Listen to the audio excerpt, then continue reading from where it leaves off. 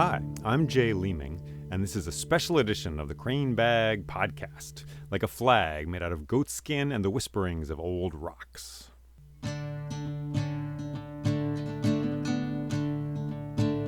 Today we're going to find out how a golden apple can lead us to the sea.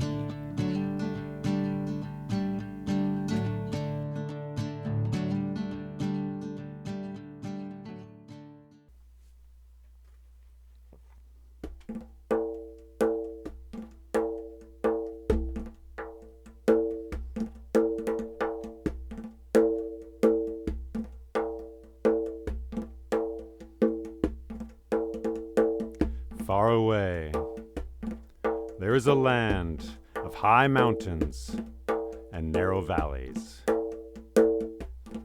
And once in this land there was a kingdom, and the people of that kingdom called themselves the Narts. And they lived lives filled with glory and adventure. But one day, God sent a swallow down from heaven to speak to the Narts and to present them with a choice.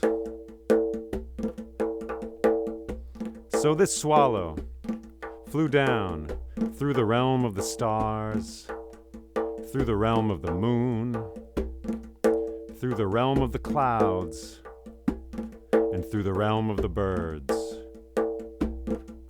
And finally, it came to rest on the branch of a large oak tree that stood outside the great meeting hall where the Narts would often hold their councils.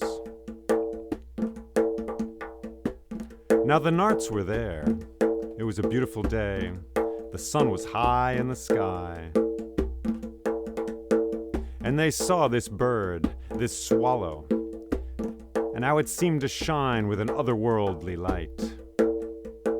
And as they watched, the bird began to speak.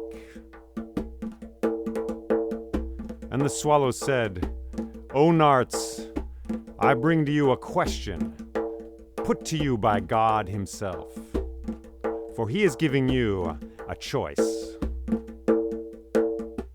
Would you rather be few in number, but accomplish great deeds and live lives filled with glory and adventure? Would you rather have lives that are short, but provide an example and an inspiration to all those who follow you upon this earth? Or would you like to be many in number, but to accomplish no great deeds? Would you like to live lives that are long, but pass away in unremarkable ways, like grains of sand, forgotten on a beach covered in grains of sand?"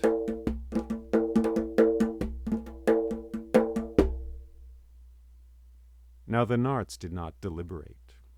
They did not meet together in a council. They did not vote. They simply spoke from their hearts. And they said, "May our lives be short, but filled with glory. May our numbers be few, but worthy of story." And so the swallow took flight and returned to God with the answer the Narts had given. And so it has been ever since.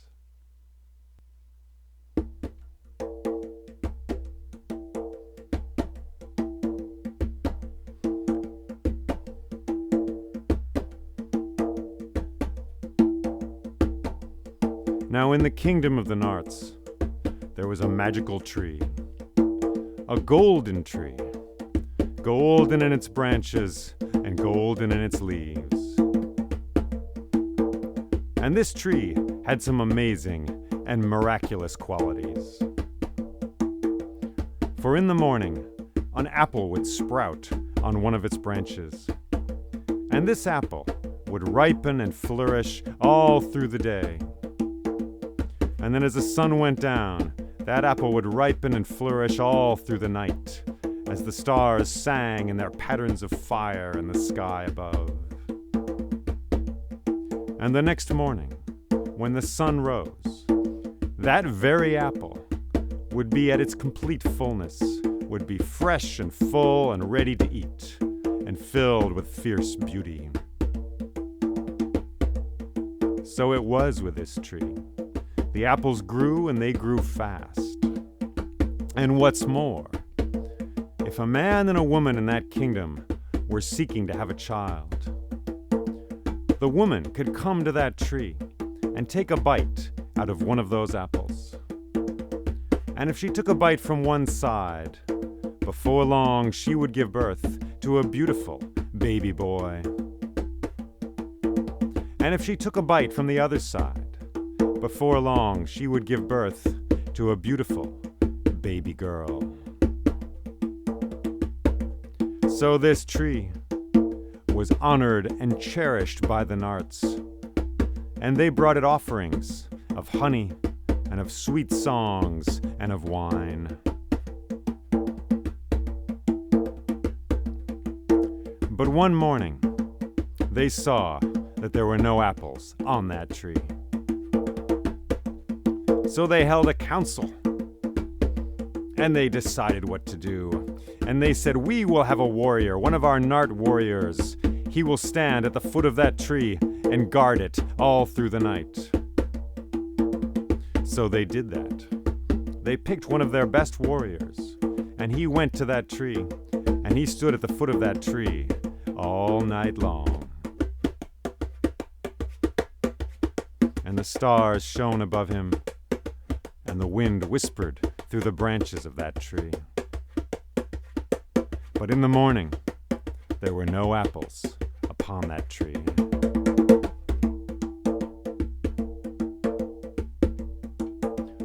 So the Narts held a second council. And they said, now we will build a great fence around this tree, made of thorns and of brambles, so tall and powerful a barrier that no thief in the night, no magical being, no monster of the darkness can come and steal these apples.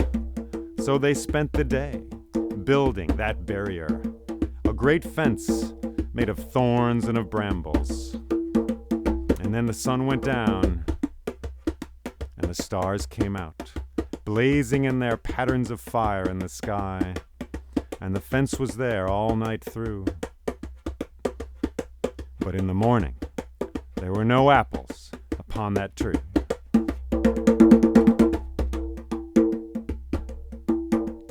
So the Narts held a third council, and they said, now we will have a whole troop of warriors mounted on horseback, and they will stand in a circle around this tree all through the night. And that way we will be certain that no criminal, no thief, no strange monster of the darkness will come and steal these magical apples. So it was done. A whole troop of warriors went to that tree. And as the sun went down, they gathered, and they stood in a circle around that tree on horseback with their swords and their javelins and their spears. And the stars shone down, and the moon shone down, and the wind whispered through the leaves of that tree. But in the morning, there were no apples upon that tree.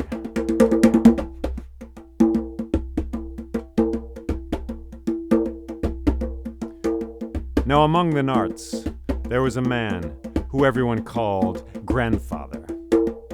And he had two sons, an older and a younger. The older was known for the sharpness of his sword, and the younger was known for the accuracy of his arrows. And these two had heard of the trouble with the tree. They had heard how some thief was stealing the golden apples so cherished by the Narts. So they went to their father, and they said, Father, let us guard this tree. We will stand there all night long. We will make sure that no thief comes to that tree and steals its apples. So their father gave his blessing, and off they went. They went to that golden tree, golden in its branches and golden in its leaves. And as the sun went down, they stood on opposite sides of that tree, ready, watchful, and waiting. And the stars came out and blazed in their patterns of fire in the sky. And the moon shone down. And then, in the deepest pit of the night, the younger brother heard a sound.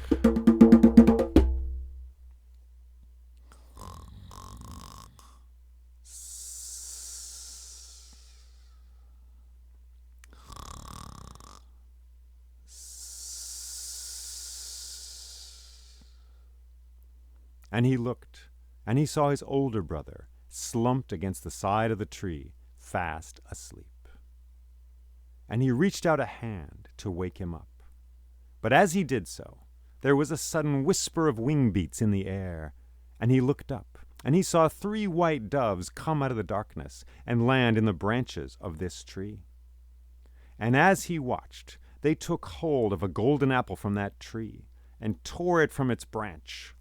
And then, as quick as thought, he took an arrow from his quiver. He fastened it to his bow. He pulled that arrow back, and he let it go. Thunk! It whistled through the night. But the doves heard the twang of the bowstring, and they startled up from that branch, so that the arrow glanced off the breast of one of the doves and was lost in the forest. And the 3 doves flew away into the darkness and were gone. And then the younger brother looked down, and he noticed 3 drops of blood on the ground that had fallen from the breast of the dove. And without thinking about it, he pulled a white handkerchief from his pocket, and he bent down, and he pressed it against the drops of blood, and they soaked into that handkerchief, and then he put the handkerchief in his pocket. And then he went to his brother, reached out his hand, and woke him up. "My brother," he said, "many things have happened." And he told him about the doves who had come in the night and stolen a golden apple, and how they had disappeared into the darkness. And he said, "Now, my brother, we must follow this trail the doves have left through the darkness to find out where they have come from and why they are stealing our apples." "Yes, indeed," said his older brother. And so they set out into the dark forest. And it was not an easy task to follow the trail the doves had left. There were drops of blood, yes, but it was night. However, there was a moon shining down, and the 2 brothers were experienced trackers of animals. So working by smell and by sight, and by the hidden music inside their bones, they followed the trail of those doves through that dark forest. They went for a good long distance. And finally, in the east, they saw the blue light of dawn soaking into the sky like something from a broken jar. And ahead of them, they heard a great crashing and a roaring sound. And as the sun rose, they arrived at the sea. And they saw that the trail of blood went into the ocean's depths. And so the younger brother spoke and said, "My brother, I will follow this trail into the sea. You must wait here on shore. Wait for me. Wait for an entire year. If I do not come back in a year, then go to the Narts and tell everyone that I have died." "I will do this, my brother," said the older. And he embraced him, and he gave him his blessing, and they said goodbye. And then the younger brother pulled out his sword and held it high in the air. And with a great cry, he brought the flat of that sword down against the water. Smack! And as he did so, the water dropped and pooled away, drained away from that place, so there was only wet sand there. And as he watched, the sea moved aside, and a path opened up for him, stretching across the ocean floor as far as he could see. And so he took a step forward, and then another, and he followed that trail. And to his right, there was the ocean, like a great hill now of water, shot through with murky shadows and greens and blues. And to his left, there was another great hill of water, and sometimes inside it he would see ocean plants or the flicker of a fish disappearing into those depths. So with sword in hand, he walked along the sea floor.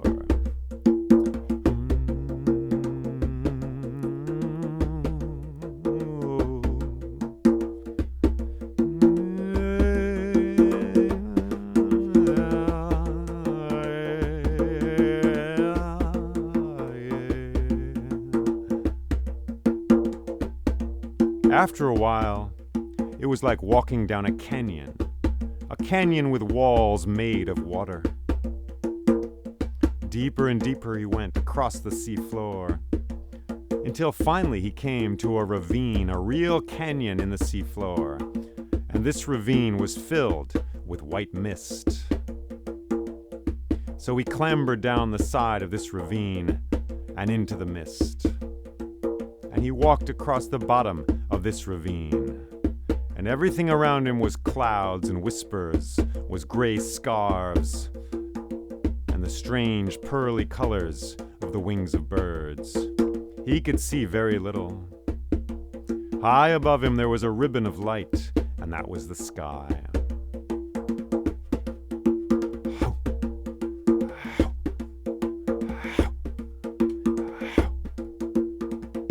But after a while he looked ahead, and he saw a white shape through the mist. And as he grew closer, he saw that it was a house. A house in a mist-filled ravine at the bottom of the sea. A house the color of clouds and of snow and of seashells.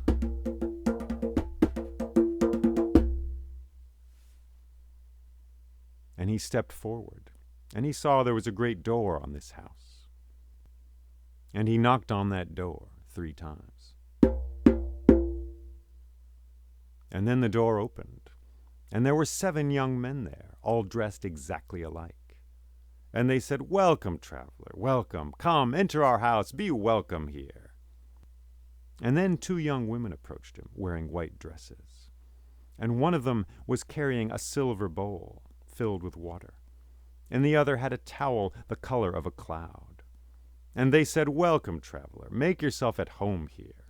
Please wash your face from the dust of your journey." So he washed his face with the water, and he dried his face with that towel. And the 2 young women went away. And then the 7 brothers, for they were indeed brothers, spoke to him. And whenever they spoke in one voice. And whenever they moved together in the same way. And they said, "Traveler, come with us, be welcome here, have some food with us." And they led him further into that house, into a big dining hall. And then the 2 young women came, and they set before him a 3-legged wooden table, covered in delicious food. And they said, "Eat, nourish yourself, recover from your long journey." And he ate of the food there on that table, and it was delicious. It was marvelous and magical food. Just the most amazing food he'd ever had. And then he reached out for a bowl of fruit. And as he did so, he looked into that bowl, and he saw in that bowl there was a golden apple. And he said, "Aha! What a wonder is this? This is marvelous. I have come here looking for a golden apple, and here in this bowl is the golden apple which I seek." And the 7 brothers spoke, and they said, "Ah, traveler, if you will speak from your heart, we will speak from our heart as well. For we are all the children of the goddess of water. But you come to us in a sad time. For it is our custom that each night our 3 sisters will put on the skins of white doves and fly to the kingdom of the Narts to seek for husbands there. But not long ago, one of them returned badly wounded, bleeding, and in need of healing. She is there in a room down the hall in sore distress. And so have you come to us in a sad time." "Well, how can I help?" said the younger brother. "What does she need? How can we heal her?" And they said, "Oh, traveler, I don't think that's possible. For she needs something very particular. She needs a very specific magic from this world. She needs 3 drops of her own blood after that blood has fallen onto the land of the Narts. And the younger brother said, "Well, I just happen to have that right here." And he took his handkerchief out, and he showed them the drops of blood on the handkerchief. And they were all overjoyed. And the 2 sisters came, and he gave them the handkerchief, and they moistened it with water and went away and held it against the wound on her sister's side. And it took a long while, but before long she was healed. And she emerged from that room and she walked among them all. And everyone gave a great shout of joy. And then the 7 brothers said, "Now, dear friend, you have helped us in a deep and meaningful way. You have done us a great service. And now you must choose one of our 3 sisters for your wife." So the younger brother said, "Well, if her heart agrees, I would choose the youngest sister." And her heart did agree. And so the 2 of them were married there, in that white house, in the mist-filled ravine at the bottom of the sea. And the magic words were spoken, the words binding a man and a woman together. So they are like 2 threads in a great tapestry, making a pattern neither one of them could have made on their own.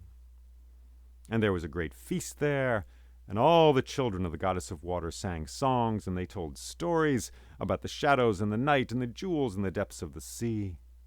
And when those stories were done, and when those songs were ended, the youngest brother and the youngest sister left everyone there, and left that white house, and set out into the mist-filled ravine.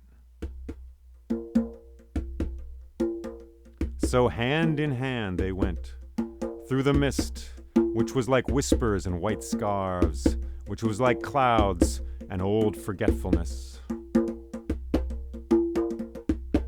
And they walked through that ravine, and then they climbed up out of that ravine and onto the sea floor itself. And once again it was like walking down a long canyon with walls of water on either side. And sometimes 2 yellow eyes would look at them from the depths of that water and then flicker away and disappear. So they walked across the sea floor, the 2 of them, hand in hand.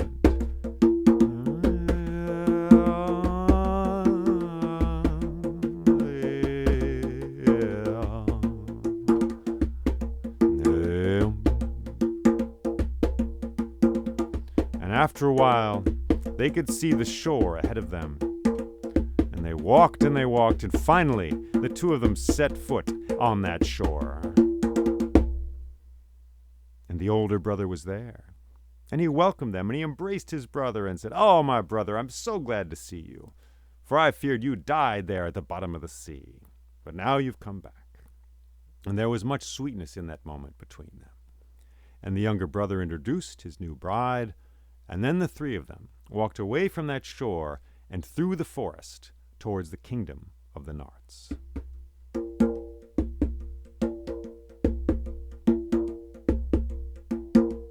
They arrived about midday, and they stood there beside the large oak tree, beside the great meeting hall of the Narts. And everyone was overjoyed to see them, and glad to hear the tale of their journey. And from that day forward, the people known as the Narts and the children of the goddess of water, they were one family. And sometime later, the daughter of the goddess of water gave birth to 3 sons.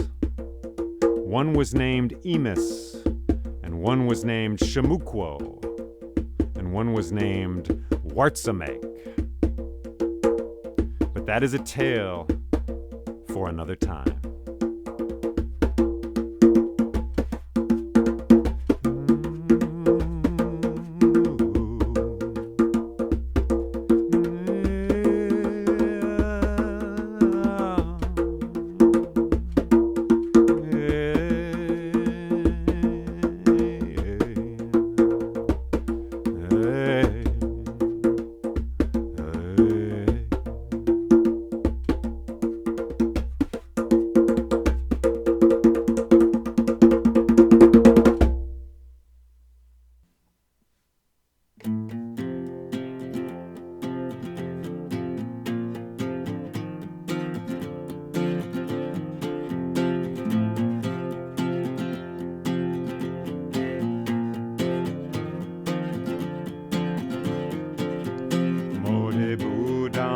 zende shodam, ode budam zende shodam, ode budam zende shodam, ode budam zende shodam, ode budam zende shodam, ode budam zende shodam, ode budam zende shodam, ode budam zende shodam, ode budam zende shodam, ode budam zende shodam,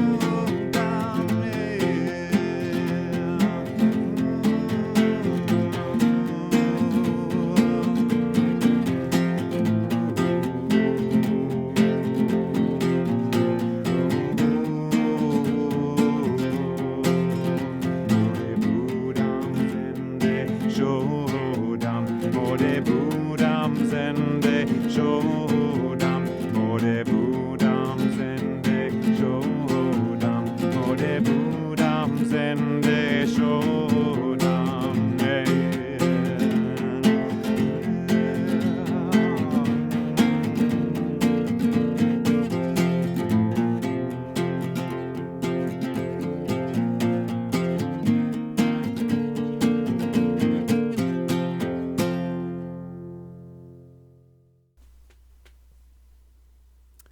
All right.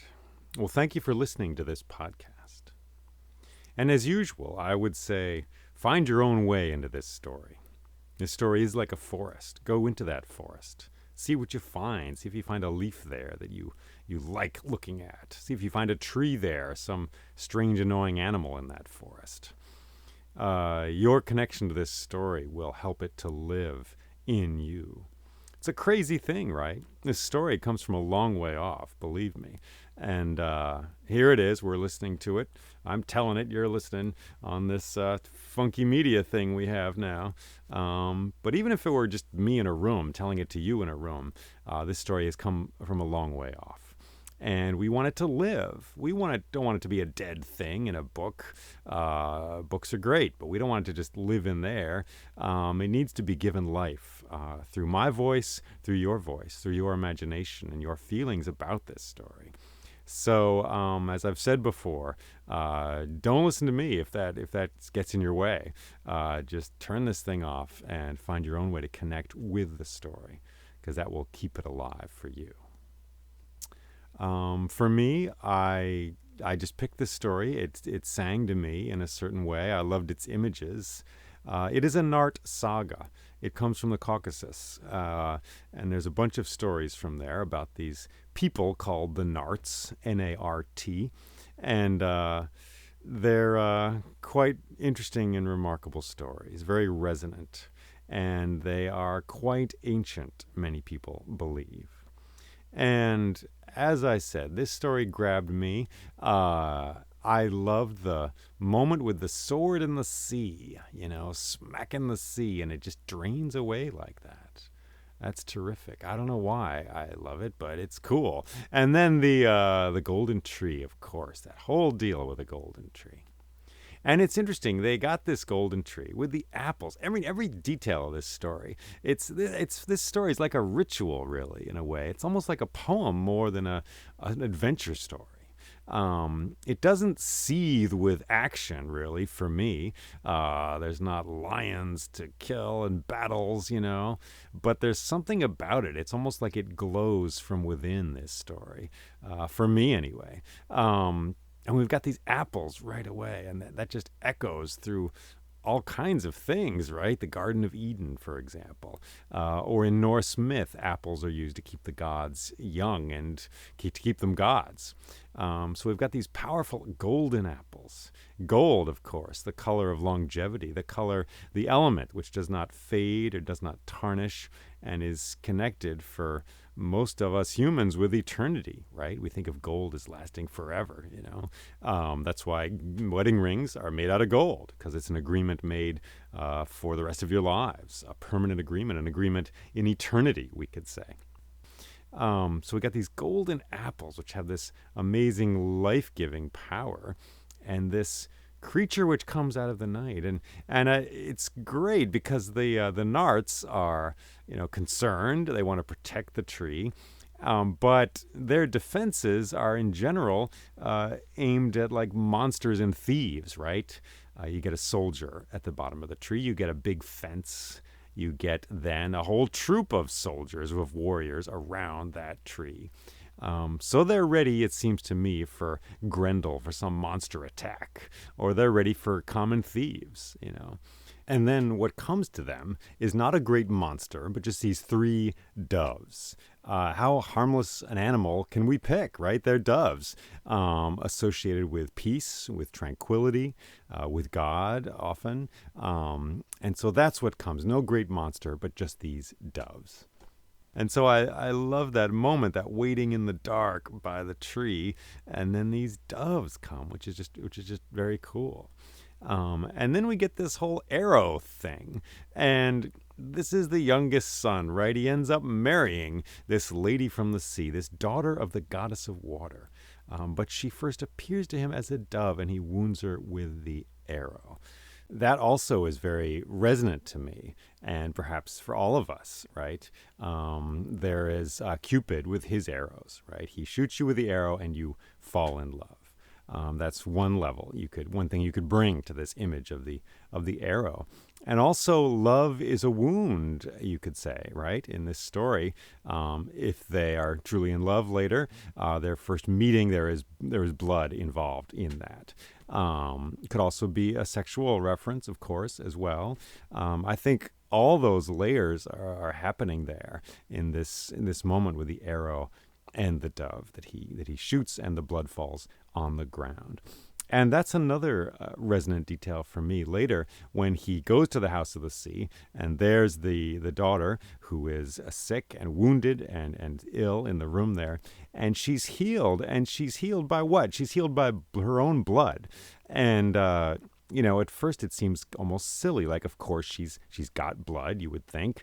Why does she need more of her own blood?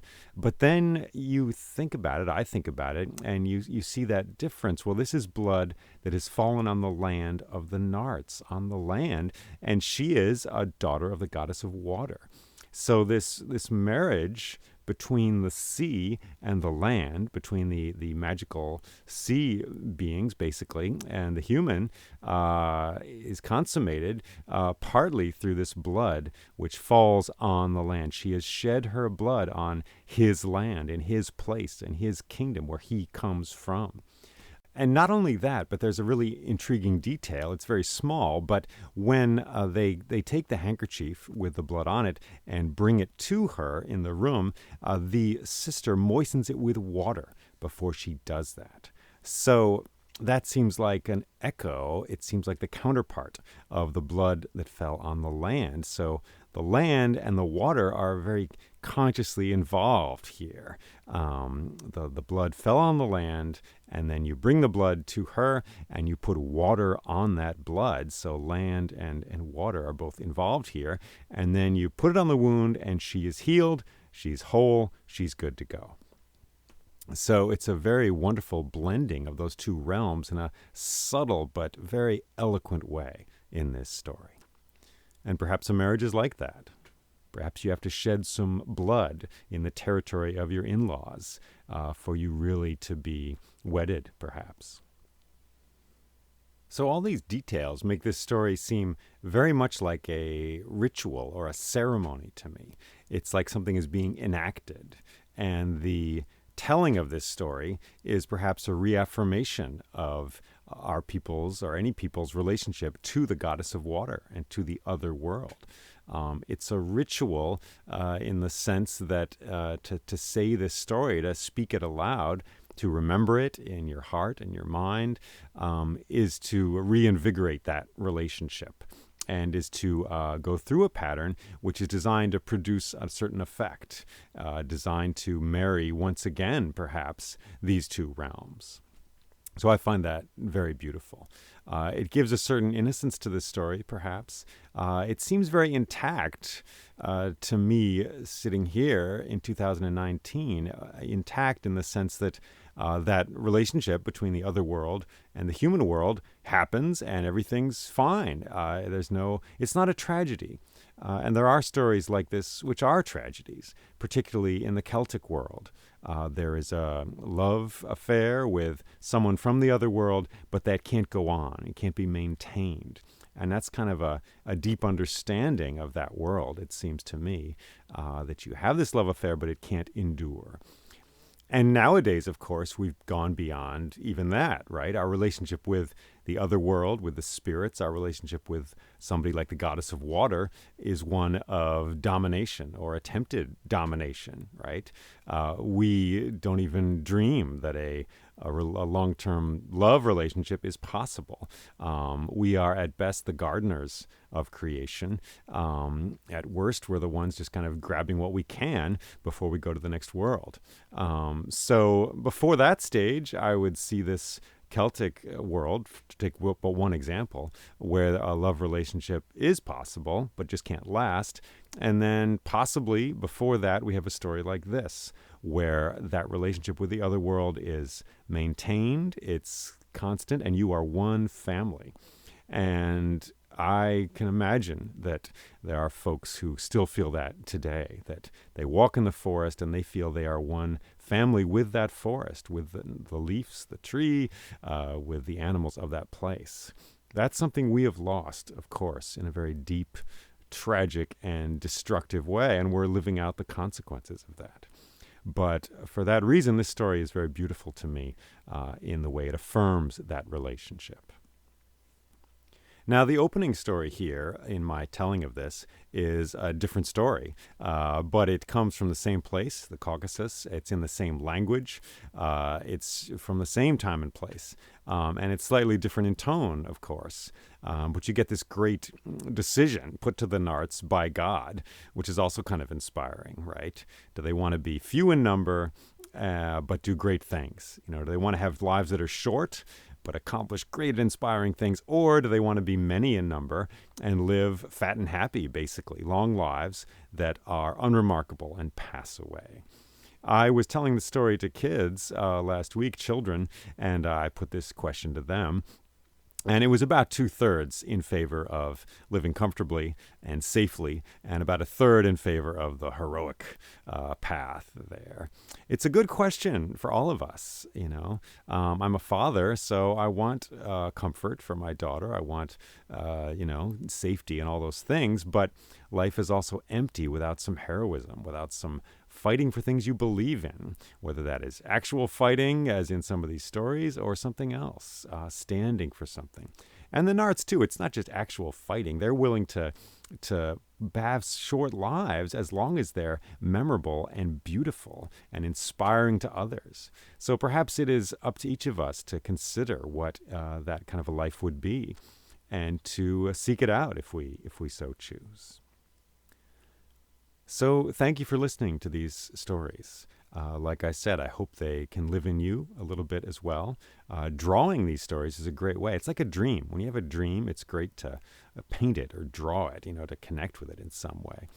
And perhaps when all of us turn on the faucet and the water comes out, we can remember that long voyage to the White House at the bottom of the sea, so that there could be harmony, and so that the human world and the realm of the water goddess could be one family. Perhaps we can remember that when we're drinking water, when we're turning on that faucet, any of those times. And perhaps as well, we can ask that question of ourselves, put to the Narts by God in the form of a swallow. How do we wish to live in a heroic way? What are we willing to struggle for in this life? Thanks for listening. If you have thoughts about this, please feel free to share them. I got an email, of course, leemingjay@gmail.com, leemingjay@gmail.com. And you can go to my website, jayleeming.com. There's more stories there and stuff like that.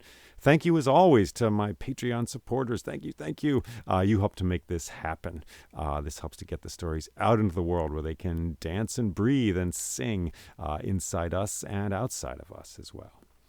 Thanks for listening, and take care.